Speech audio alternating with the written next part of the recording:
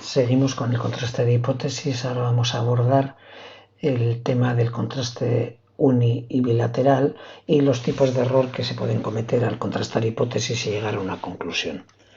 Bien, lo hemos visto un poco en el anterior vídeo, pero a veces la pregunta que nos hacemos es, en las hipótesis alternativas puede tener diversas modalidades.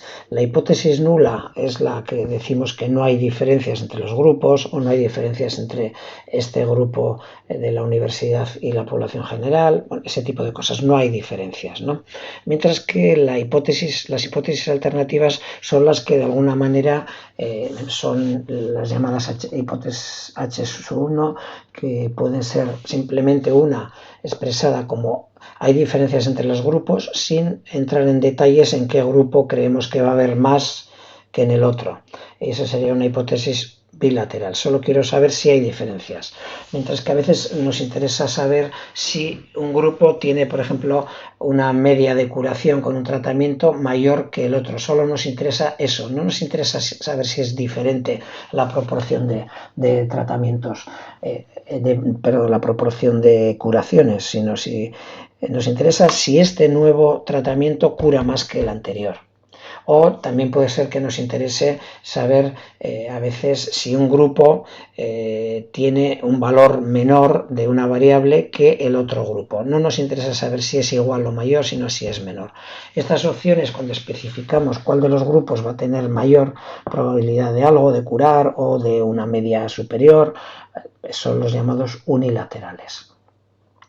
Por ejemplo, en una hipótesis bilateral compararía una hipótesis nula que el porcentaje de fumadores y fumadoras en el alumnado de primero de la facultad es igual al de los jóvenes de su edad, esa sería la hipótesis nula, mientras que una hipótesis alternativa bilateral sería la que afirmara que el porcentaje de fumadores o fumadoras es diferente entre el alumnado de la Facultad de Medicina en primero y los jóvenes de su edad.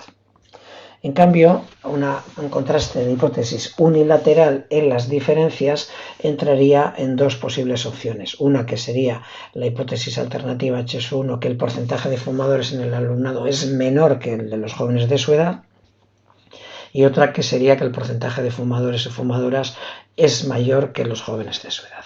Bien, esto, si nos fijamos un poco, lo que se va a establecer, el nivel de significación de alguna manera nos va a marcar a qué punto de error, qué probabilidad de error estamos queriendo aceptar, y marcando una región crítica de probabilidades que nos llevarían a aceptar o rechazar la hipótesis nula. Aquí abajo en este gráfico tenemos un gráfico, una campana de una distribución normal, la campana de Gauss, aquí la vemos, y vemos que hay toda una zona de probabilidad de no rechazo, que es toda esta zona central, y luego dos regiones críticas que serían cuando son valores muy extremos, bien a la derecha o bien a la izquierda. Lo que pasa con esto es que cuando la región crítica va a depender de la hipótesis alternativa, tiene que ver mucho con si la hipótesis está formulada de manera bilateral. Por ejemplo, una hipótesis alternativa bilateral, esto sería, por ejemplo, que la media de altura del alumnado de la facultad tiene 168 centímetros, la alternativa sería que es diferente de 168 centímetros. Me da igual si es por arriba o por abajo. Entonces el valor P va a acumular estos dos áreas remarcadas con esta elipse azul de la derecha y de la izquierda, las va a sumar, con lo que nos va a dar un valor P, el que sea. Imaginaros que fueran 10. Mientras que si el contraste es unilateral, solo se tiene en cuenta una de las áreas alejadas de la parte central de la distribución. Y bueno, entonces con unos mismos datos, si el contraste es bilateral, el valor P nos va a dar mucho mayor que si el contraste es unilateral en un sentido o en el otro. Y eso lo podéis ver cuando hagáis un cálculo cualquiera, como cogiendo en el programa la opción de tenemos la opción de contraste unilateral o bilateral, pues la probabilidad de la P va a ser diferente.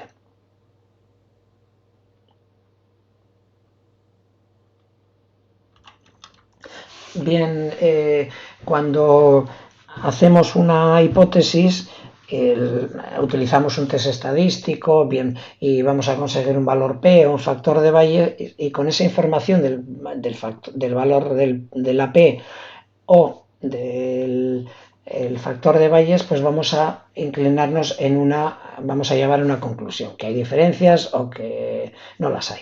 Entonces, lo que nos puede pasar es algo que es que nos equivoquemos, tanto a veces cuando decimos que no hay diferencias como si hay diferencias. Esto lo podemos analizar con una tabla similar al que utilizamos para pruebas diagnósticas de verdaderos positivos, falsos positivos, ¿os acordáis? Y sería una tabla de este estilo, ¿no? Que la realidad es una y nuestras conclusiones van a ser las que están en la columna y la realidad va a ser esta de aquí, ¿no? La que está en la fila de arriba. En resumen, lo podemos ver de esta manera, que es abajo, que aquí tenemos en esta diapositiva, tendremos que hay veces que acertamos correctamente cuando concluimos que no hay diferencias entre los grupos, y así es en la realidad. Hemos dicho h sub 0 y se confirma. También acertamos cuando decimos que hay diferencias, entre los grupos,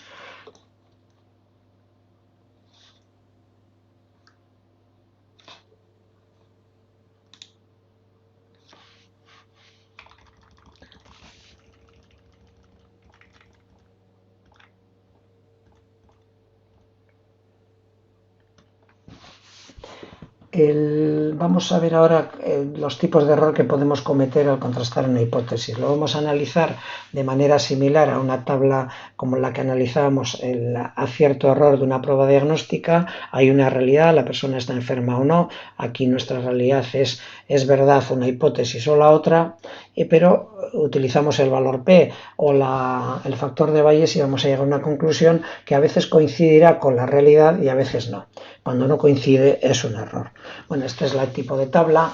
Si la realidad, por ejemplo, es que es cierta la hipótesis nula, que los grupos comparados son iguales, el efecto del placebo en un tratamiento o la comparación entre chicos y chicas, si la hipótesis esa nula de que no hay diferencias es la verdadera y concluimos con nuestra prueba estadística, bien analizando el valor P o bien el factor de Bayes, concluimos que no hay diferencias, hemos acertado, ¿no?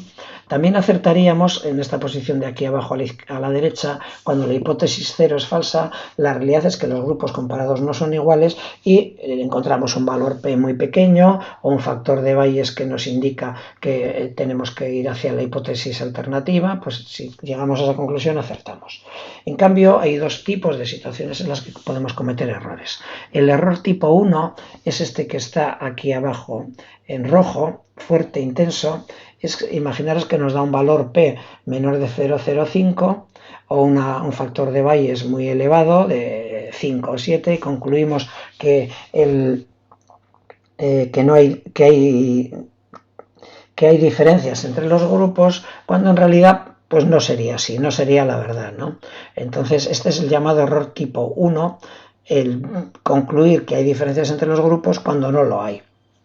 Y se cuantifica se llama el nivel alfa, la probabilidad alfa del error tipo 1.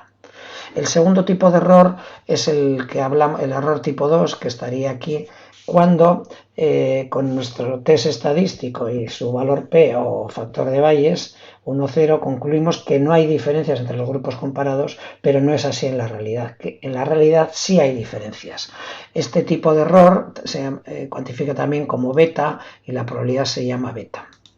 Este tipo de información del riesgo alfa y el riesgo beta se mete en los cálculos del tamaño muestral. Por ejemplo, el riesgo alfa, si ponemos 0,05, veis que aquí también se mete el tipo de contraste unilateral o bilateral y también el poder estadístico. El poder estadístico es el complementario de la probabilidad del error beta. La potencia de poder estadístico se define así. Bien, vemos cómo intentamos, por medio de herramientas como el cálculo del tamaño de la muestra, tener en cuenta la probabilidad de error tipo 1 o cuánto nivel de probabilidad de error tipo 1 estamos dispuestos a aceptar, ese es el alfa, el riesgo alfa, y qué poder estadístico queremos tener en el estudio. El poder estadístico es o la potencia del estudio es el complementario de la probabilidad del riesgo de error tipo 2 o beta.